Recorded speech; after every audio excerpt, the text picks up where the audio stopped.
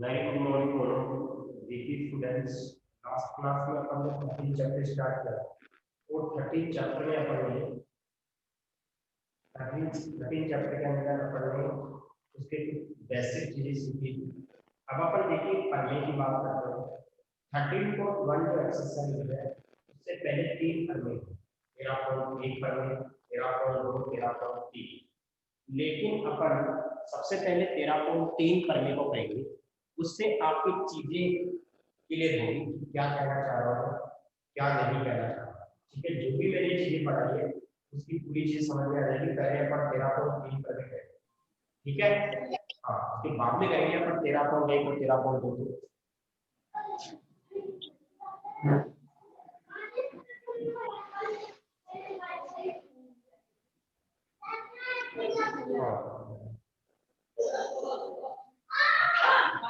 Students अपनी book को open करेंगे और मैं स्टार्ट करता हूँ। पढ़ने नंबर 13.3 पढ़ने 13.3 ऐसे बोल रहा है। ए जी गेट बंद करियो, गेट बंद। हाँ जी, 13.3 पर मैं ऐसे बोल रहा है कि वर्ग के किसी बाह्य बिंदु से खींची गई स्पर्शरेखा बराबर होती है। ठीक है, वर्ग के किसी बाह्य बिंदु से खींची गई स्पर्शरेखा परस्पर क्या होती है, बराबर होती है। सर यही पर में होगी। एक सेकंड देखते हैं अपन।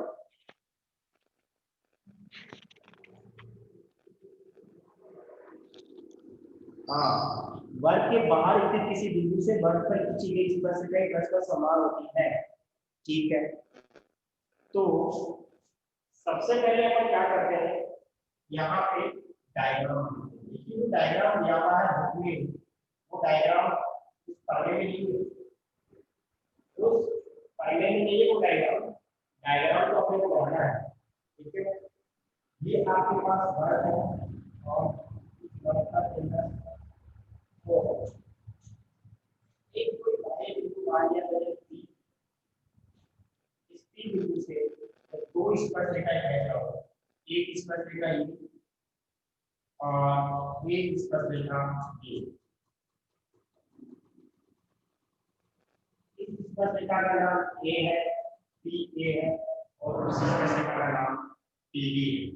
बस आपको इतना दिया हुआ है कि वर्ग के किसी बाह्य बिंदु से दो स्पर्शरेखाएं, आपको ये सिद्ध करना है कि दोनों क्या होती बराबर होती। ठीक है, क्वेश्चन एग्जाम में कैसे आएगा, सिद्ध कीजिए ऐसे आएगा, सिद्ध कीजिए ऐसे लिखा होगा। सिद्ध कीजिए कि किसी वर्ग के बाह्य बिंदु से खींची गई स्पर्शरेखाएं समान होती है। तो अपन बिल्कुल करेंगे इसको तैयार। तो सबसे पहले दिया, पहला कौन होता है, दिया है। क्या दिया है, एक वर्ग जिसका केंद्र O है, जिसका केंद्र O है, तथा दो स्पर्शरेखाएं, दो स्पर्शरेखाएं PA व PB है, PA व PB है। सिद्ध करना है।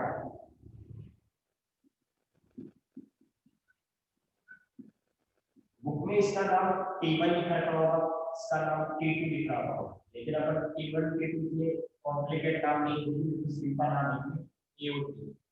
ठीक है, सिद्ध करना है कि दोनों स्पर्शरेखा क्या होनी चाहिए, बराबर आनी चाहिए। रचना, जिस क्वेश्चन में रचना की जरूरत पड़ती है वो लिखते हैं अपन। रचना देखिएगा, रचना जिस क्वेश्चन में जरूरत पड़ेगी इसीलिए करेंगे, जिसमें नहीं पड़ेगी उसमें नहीं करेंगे। मैंने क्या किया, अब आपको मैंने कल सर्वानुमतता के नियम बदल दिए। सर्वानुमतता के नियम में मैंने दो त्रिभुज लिए थे। सर्वानुमतता के नियम में मैंने क्या लिए थे, दो त्रिभुज लिए थे। ठीक है, और दो त्रिभुज में मैंने क्या किया था, देखिए यहाँ पे भी दो त्रिभुज लेने पड़ेंगे, समानुपाती का नियम तभी होगा। तो मैंने इसको इससे मिला दिया, इसको इससे मिला दिया, इसको इससे मिला दिया और इसको इससे मिला दिया। ठीक है, तो क्या बोलेंगे अपन, बिंदु ओ को ए बी व पी से मिलाया,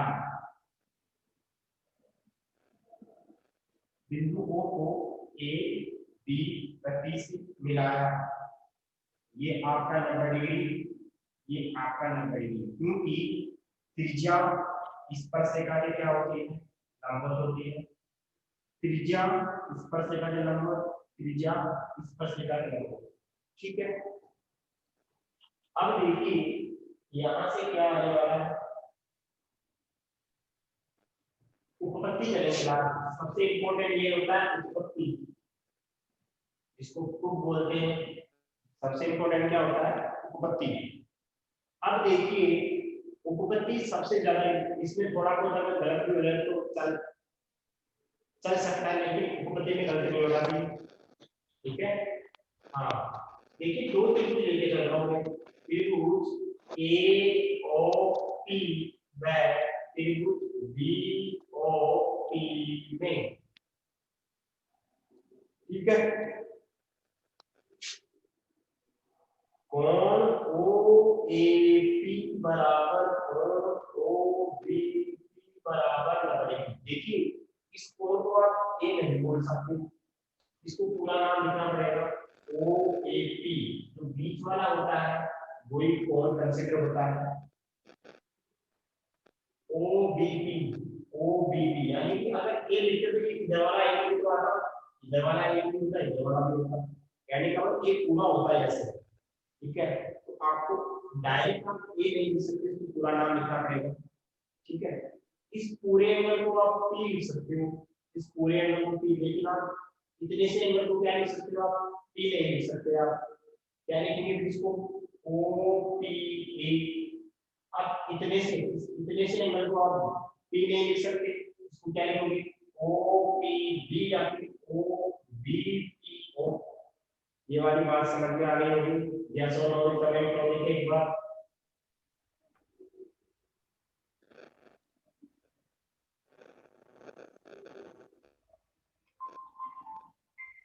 हाँ जी, अब देखिए एक सेकंड है ना, एक सेकंड रुकना।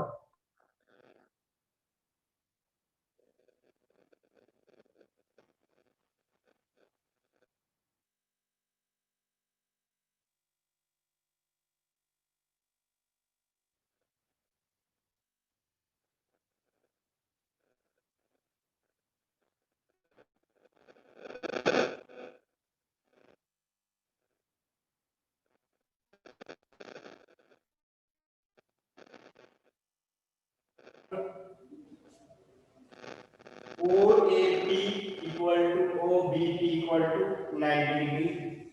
ऐसे अपन देखिए, आप क्या लिखेंगे, क्योंकि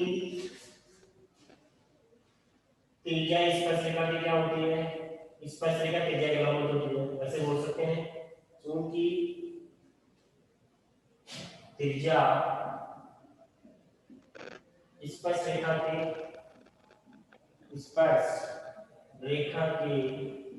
लंबवत होती है। कारण लिखिए, अपने कारण पता है आपको, लंबवत होती है। ठीक है, त्रिज्या स्पर्शरेखा की क्या होती है, लंबवत होती है। बात समझ में आ गई होगी, त्रिज्या स्पर्शरेखा की लंबवत होती है। अब देखिए इसके बाद क्या करेंगे अपन, OAP इक्वल टू OBP। इस कोण के, इस समकोण के सामने वाली भुजा क्या होगी, इस समकोण के सामने वाली भुजा कर्ण होगी। इस त्रिभुज में कर्ण ये होगी, इस त्रिभुज में कर्ण ये होगी, तो OP बराबर OP क्या मान लिख सकता हूं, उभयनिष्ठ भुजा।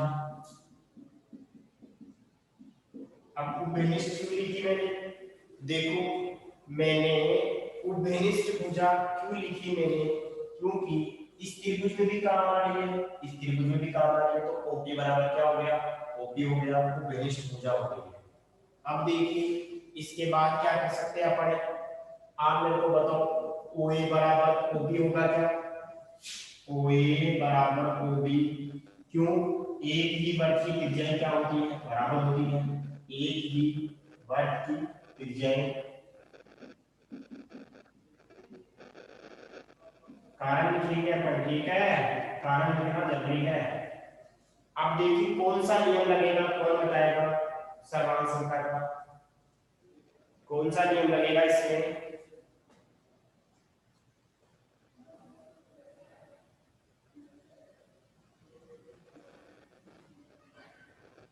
कौन सा नियम लगेगा इसमें,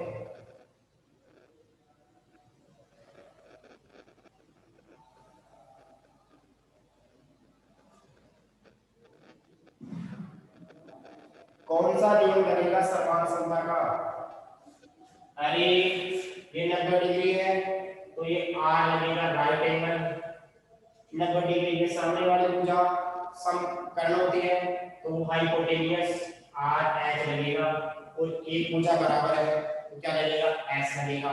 कौन सा नियम लगेगा बताओ, देखिए RHS सर्वांग नियम से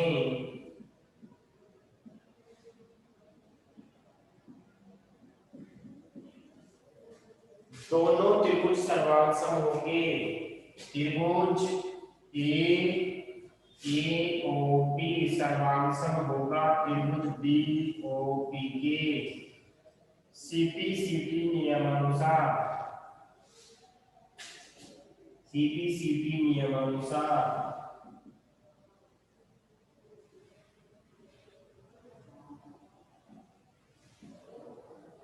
इसका मतलब क्या होता है, इसका मतलब होता है सर्वांग त्रिभुजों के संगत भाग बराबर होते हैं, सर्वांग त्रिभुजों के संगत भाग बराबर होते हैं, ये दोनों त्रिभुज सर्वांग हो गए। आप कौन से भाग को बराबर कर सकते हो, कमेंट बॉक्स में कमेंट करो, देखिए कौन से भाग को आप बराबर कर सकते हो,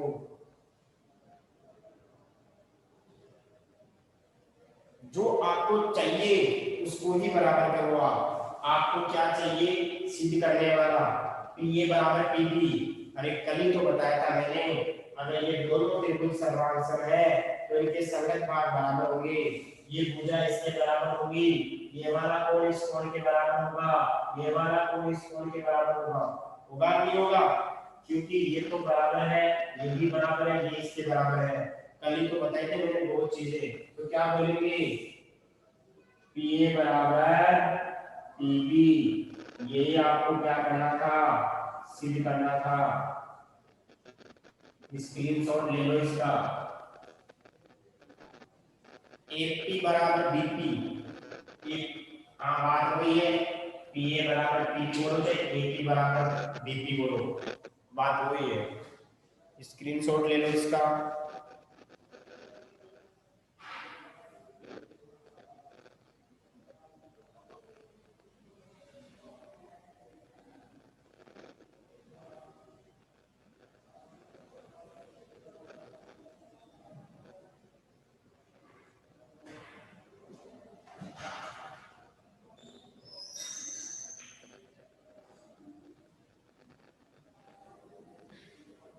तो अपन ने जो भी चीजें पढ़ी थी वो काम आ रही है ट्यूशन इस पढ़ने में। अब 13 कोण एक पढ़ने और 13 कोण दो पढ़ने मैं बाद में कराऊंगा, पहले अपन एक्सरसाइज कर लेते हैं, ठीक है, एक्सरसाइज करने के बाद करवा दूंगा, कोई ऐसे ज्यादा इंपॉर्टेंट तो है नहीं वो, लेकिन फिर अपन करेंगे उसको, पहले एक्सरसाइज करेंगे। 13 कोण एक का पहला क्वेश्चन देखिए क्या है, क्वेश्चन नंबर 13 कोण एक का पहला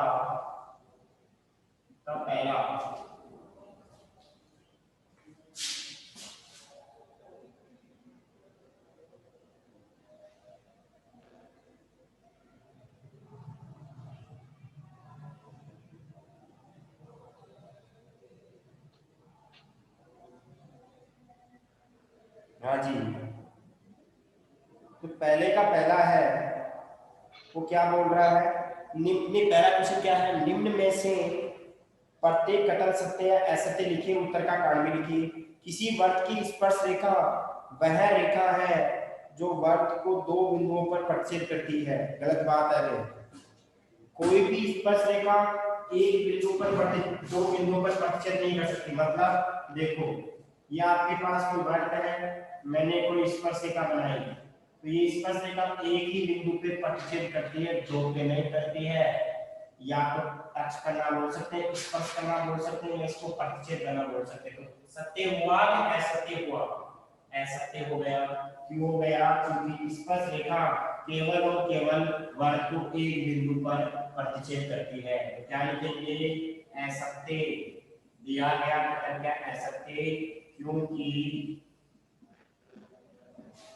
स्पर्श रेखा वर्त को केवल और केवल एक बिंदु पर प्रतिच्छेद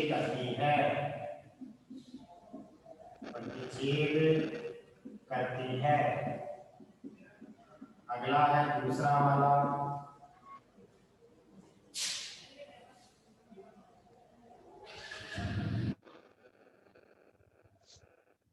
अगला क्वेश्चन है दूसरे वाला। एक स्पर्श रेखा एक्स वाई ओ केंद्र वाले वर्त को पी पर स्पर्श करती है और क्यू स्पर्श रेखा कोई अन्य बिंदु है, तो ओपी बराबर ओक्यू होता है क्या? गलत है ये भी। इसमें डायग्राम से समझेंगे, आप भी डायग्राम बनाएंगे अपनी कॉपी पे, ठीक है? जैसे मान लो आपके पास कोई स्पर्श रेखा है, ये आपका x है, ये आपका y है, ये आपका केंद्र O है, ये P बिंदु पर स्पर्श कर रही है, ठीक है? OP आपकी क्या है? त्रिज्या है। OP आपकी क्या है? त्रिज्या है, ठीक है? OP आपकी क्या है? ऐसे बोल रखा होगा इसमें, O केंद्र वाले वर्त को P पर स्पर्श करती है, बिल्कुल सही बात है। O केंद्र वाले वर्त को P पर स्पर्श करती है, ये P हो गया। और एक दूसरा बिंदु है Q, जो इस XY स्पर्श रेखा पर कोई अन्य बिंदु है। आपको पता है त्रिज्या स्पर्श रेखा की क्या होती है? लंबवत होती है। और मैंने ये बना दिया। अब आप इस डायग्राम से बता सकते हो क्या OP बड़ा होगा कि OQ? बताओ कौन बड़ा होगा? इस डायग्राम से बता सकते हो OP बड़ा होगा या OQ बड़ा होगा?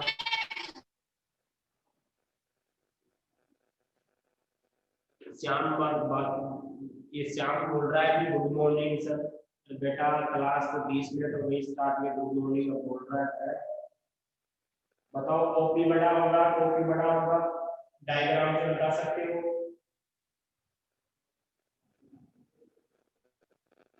कुछ बोलते भी नहीं हो। अरे बताओ, ये ओ क्यों बड़ा होगा? ओ क्यों बड़ा होगा? सही बात है, ओ क्यों होगा बड़ा? OQ ही बड़ा होगा। देखिए OQ इसलिए बड़ा होगा क्योंकि आपको पता है समकोण के सामने वाली भुजा कर्ण होती है, और इसी समकोण के भुज में कर्ण सबसे बड़ी भुजा होती है। समकोण के भुज में कर्ण सबसे बड़ी भुजा होती है। लेकिन हम इसको दूसरे तरीके से करेंगे, या ऐसे बोल सकता हूँ कि देखिए एक लाइन पे बहुत सारे बिंदु, जैसे मान लो ये बिंदु है, ये एक बिंदु है, ये एक बिंदु, अगर इनको मिला दो ऐसे, इनको मिला दो तो बताओ, जैसे R है, S है, और ये मान लो कुछ ही मान लो इसको T है। बताओ इसमें सबसे छोटी बिंदु कौन सी है? OT है, OP है, OR है, OQ है, OS है। सबसे छोटी कौन सी है? सबसे छोटी दूसरा कौन?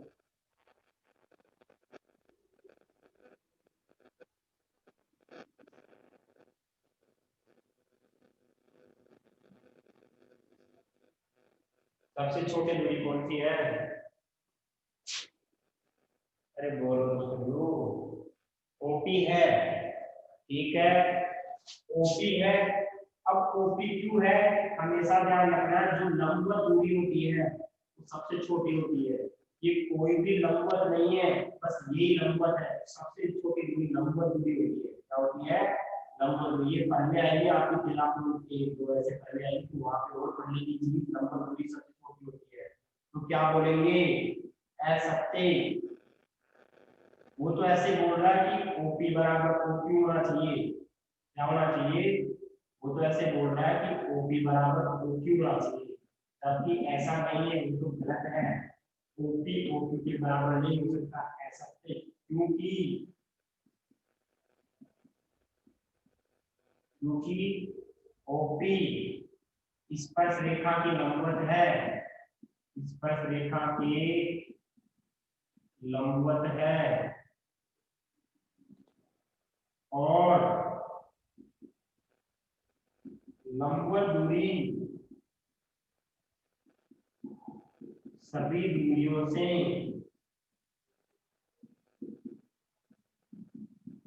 छोटी होती है, छोटी होती है। मतलब ओपी छोटा होगा ओपी से।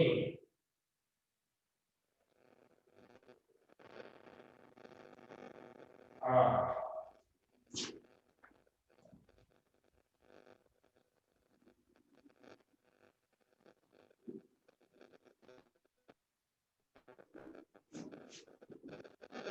ओपी अतः है ओपी छोटी है ओपी से। जिधर मुंह काट रहा है, इधर मुंह काट रहा है, तो ये बड़ा है ये छोटा है, जबकि बोल रहा था बाटो यहाँ से गलत बात हो गई। अब आ जाओ इसका तीसरा। सभी स्टूडेंट्स अपनी अपनी बुक में देखेंगे तीसरे को, मैं बोल रहा हूँ। वर्त पर स्थित बिंदु P व Q पर दो स्पर्श रेखाएं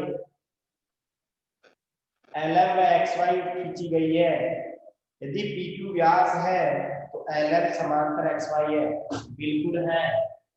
देखो ये आपके पास कोई वर्त है, P पर और Q पर दो स्पर्श रेखाएं खींची गई है। ठीक है, दो स्पर्श रेखाएं, ये P है और ये Q है, और PQ वर्ग का व्यास है। आपको पता है त्रिज्या स्पर्श रेखा की क्या होती है? लंबवत होती है। त्रिज्या स्पर्श रेखा के लंबवत, तो पक्का व्यास भी क्या होगा? लंबवत होगा। इधर भी लंबवत होगी, ठीक है, इधर भी लंबवत होगी। तो अपन बोलेंगे सत्य। देखिए अब आप मेरे को ऐसे बताओ, जैसे मान लो मेरा ये हाथ है और मेरा ये हाथ है, और इस हाथ में मेरा एक पेन यहाँ पे है और एक पेन मैंने यहाँ रख दिया, तो पेन बिल्कुल सीधा है। इसका मतलब मेरे हाथ का और पेन का 90 डिग्री का कोण बनेगा। हाथ का, मेरे हाथ का और पेन का 90 डिग्री का कोण बनेगा। यहाँ पे मेरे हाथ का और पेन का 90 डिग्री का कोण बनेगा, यानी 90 डिग्री सीधे होंगे, तो मतलब दोनों सीधे होंगे, वो आगे बढ़ाओ। कभी भी ये प्रतिच्छेद नहीं कर सकती, प्रतिच्छेद नहीं कर सकती, इनको आगे बढ़ा देगी तो कभी प्रतिच्छेद नहीं करेगी, ये समांतर होगी। ऐसी दो रेखाएं जिनको आगे बढ़ा देकर कभी प्रतिच्छेद नहीं करती वो कौन सी रेखाएं होती है? समांतर रेखाएं होती है। तो देखो यहाँ से अपन क्या कर सकते हैं, यहाँ पे अगर अपन समझे, देखो आपका क्या हो जाएगा यहाँ से सत्य, क्योंकि क्योंकि व्यास स्पर्श रेखा के लंबवत होता है, स्पर्श रेखा के लंबवत होता है, अतः XY समांतर होगी LM के। XY समांतर होगी, ये समांतर का चिन्ह है, दो लाइन का चिन्ह में LM समांतर भी कर सकते हैं। LM समांतर होगी XY की बात हो गई, LN समांतर है XY के, ठीक है। अच्छा LN इधर है, XY इधर है, तो ये सत्य हो गया है। अब इसका तोता है वो क्या बोल रहा है, उस पे देखिए, वो ऐसे बोल रहा है, थोड़ा इसका अटपटा क्वेश्चन है, थोड़ा उसको देखेंगे। एक वर्त एक ओ केंद्र वाला एक चतुर्भुज ABCD, सॉरी गलत पढ़ लिया, पहले का चौथा, एक वर्त का केंद्र O दूसरे वर्त पर स्थित है जिसका केंद्र A है। यदि O केंद्र वाला वर्त बिंदु A से A और B से इस प्रकार गुजरता है कि A भी A की रेखा पर है, तो B से खींची गई स्पर्शरेखा दोनों वर्तों के परिचित बिंदुओं से गुजरती है क्या? देखिए क्वेश्चन क्या बोल रहा है, आपके पास एक वर्त है, ठीक है, जिसका केंद्र O है,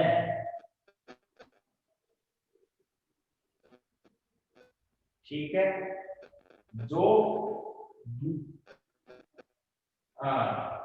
ऐसे बोल रहा ना, एक वर्त जिसका केंद्र,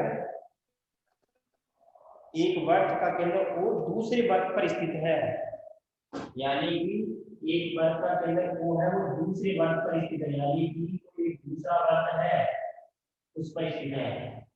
एक वर्त का केंद्र O जो दूसरे वर्त पर स्थित है, ठीक है, O केंद्र वाला वर्त बिंदु A से और B से गुजरता है। O केंद्र वाला वर्त बिंदु A से भी गुजर रहा है और B से भी गुजर रहा है। इस प्रकार गुजरता है कि A भी इस प्रकार है कि AOB एक सरल रेखा को बनाते हैं। AOB किसको बनाते हैं? एक सरल रेखा को बनाते हैं। चलिए कर लो, AOB एक सरल रेखा है। अब ऐसे बोल रहा है B से खींची गई स्पर्शरेखाएं, B से खींची गई स्पर्शरेखाएं, वो ऐसे कह रहा है B से खींची गई स्पर्शरेखाएं क्या दोनों वर्तों के पश्चिम बिंदु से गुजर रही है क्या? बिल्कुल गुजर रही है, देखो। बी बिंदु से खींची गई स्पर्शरेखाएं पश्चिम दोनों के पश्चिम बिंदु से गुजर रही है। अब देखिए इसको कैसे पता करेंगे अपन। आपको पता है कि अगर मैं ये त्रिज्या बना दूं तो आपको पता है स्पर्शरेखा त्रिज्या की क्या होती है? लंबवत होती है। कुछ नीचे भी ऐसे होगा, कुछ नीचे भी ऐसे ही होगा, ठीक है। हाँ, एक बार आप लोग इसका इतना स्क्रीनशॉट ले लें, फिर अपन आगे चलते हैं।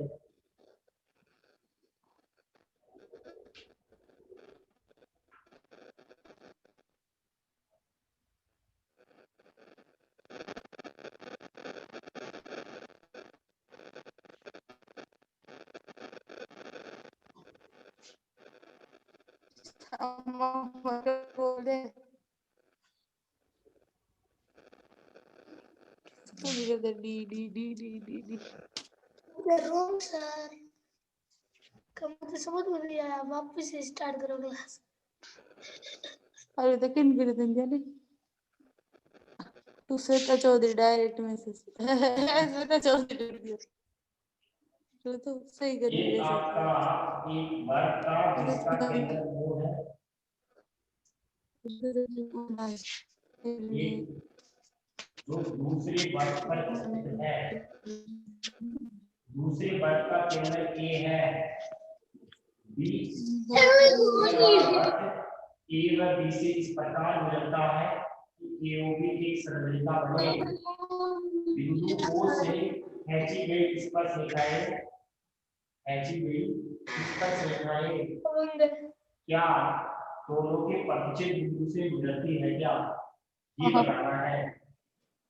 ठीक है, अब मैंने क्या किया, यहाँ पे एक त्रिज्या बना दी। त्रिज्या हमेशा स्पर्श रेखा के लंबवत होती है। ठीक है, अब मेरे को बताओ ये क्या व्यास होगा, क्या ए ओ बी इस वर्ग का व्यास होगा। व्यास होगा तो ऊपर आधा वर्ग होगा, नीचे आधा वर्ग होगा। और आपको एक चीज ध्यान रखनी है, अर्धवर्ग के बना कोण समकोण होता है। अर्धवर्ग के बड़ा कोण क्या होता है, समकोण। अर्धवर्ग के बड़ा कोण क्या होता है, समकोण होता है। ठीक है, हाँ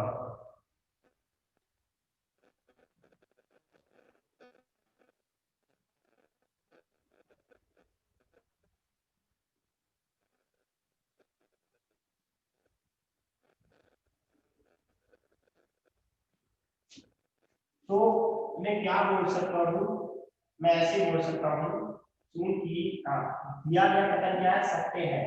क्यों है सत्य, क्योंकि अर्धवर्ग पर बना कोण समकोण होता है, समकोण होता है। जब ये समकोण होगा, देखिए जब ये समकोण होगा तो पक्का पक्का जो ये स्पर्श रेखा है इस बिंदु से गुजरेगी। ठीक है, अरे तभी तो अर्धवर्ग बनेगा। देखो ये ऊपर अर्धवर्ग बन रहा है, नीचे अर्धवर्ग कब बनेगा, जब ये क्या होगा, जब बढ़ी गई होगा, ऐसे नीचे होगा। तो ये आपका क्या हो गया, सत्य है, क्योंकि अर्धवर्ग पे बना कोण क्या होता है, समकोण होता है। ठीक है, इतनी बात समझ में आ गई। अब चलते हैं अपन आगे।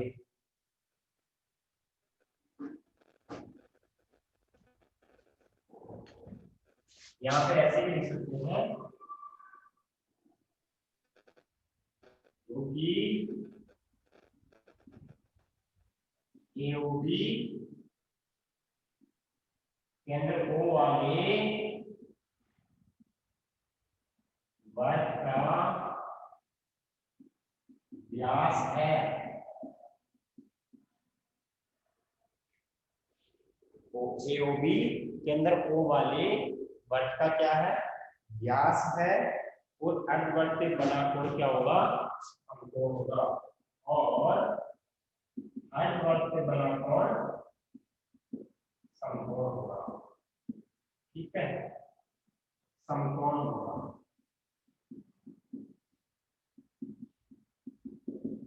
अब आ जाओ दूसरे प्रश्न में। दूसरे प्रश्न में आपको रिक्त स्थानों की पूर्ति करनी है। तो कैसे करना है, देखिए दूसरा का पहला देखिए क्या है,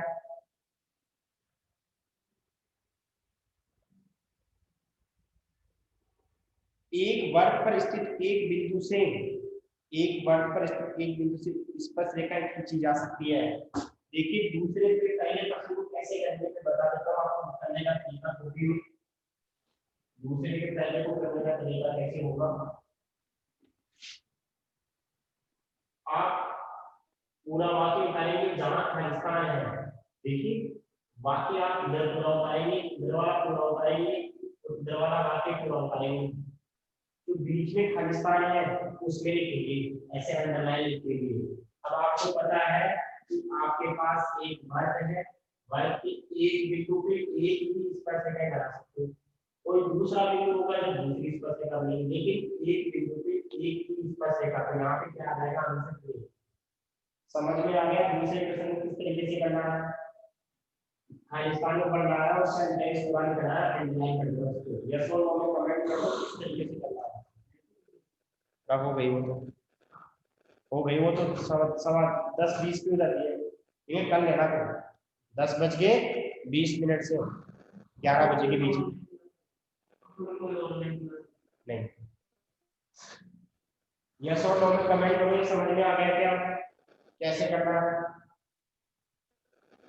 हाँ, अब अगला देखो, इसका अगला देखो, वर्ग को दो बिंदुओं पर प्रतिच्छेद करने वाली रेखा को छेदन रेखा कहते हैं। कल ही बताया था, वर्त को दो बिंदुओं पर परिच्छेद करने वाली रेखा को क्या बोलते हैं? एक बिंदु के छेदन रेखा बोलते हैं। उसे क्या बोलते हैं? छेदन रेखा बोलते हैं। अगला, एक वर्त की दो समांतर स्पर्श रेखाएं हो सकती है। अभी तो बताया था, ये व्यास है, एक रेखा स्पर्श रेखा, दूसरी स्पर्श रेखा। तो आपके पास कितनी समांतर स्पर्श रेखाएं हो सकती है? दो। कितनी हो सकती है? दो समांतर स्पर्श रेखाएं हो सकती है। ठीक है, कितनी हो सकती है? दो। अगला, वर्त तथा स्पर्श रेखा के उपरिष्ट बिंदु को क्या कहते हैं? देखो, ये आपका वर्त है और ये आपकी स्पर्श रेखा है। उपरिष्ट बिंदु को, इसको, ये वर्त और ये स्पर्श रेखा, इसको बोलते हैं स्पर्श बिंदु। स्पर्श बिंदु। तो ये दूसरा प्रश्न भी हो गया है। ठीक है, पहला प्रश्न, दूसरा प्रश्न और पढ़ने एक काम कंप्लीट कर लेना, बाकी का नेक्स्ट क्लास में पढ़ेंगे। इसका स्क्रीनशॉट ले लो आप सभी।